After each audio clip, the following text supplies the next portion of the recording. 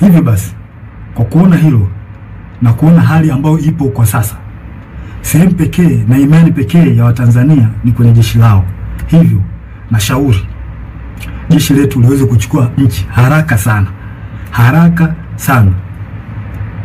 na kuweza kuweka mambo sawa kuliko kuendelea kulazimisha kwenda mbele, hasa katika hili swala la uchaguzi.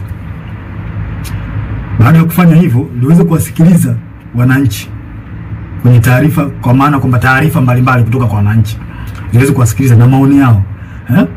Wanasiasa wazalendo waweze kusikilizwa, nao wenye uchungu na taifa hili wapo, wanajulikana. Mfano kuna huyu mzee wetu mzuri kabisa, huyu Warioba, mzee mzuri sana huyu, na sijui kwa nini wanampuuza.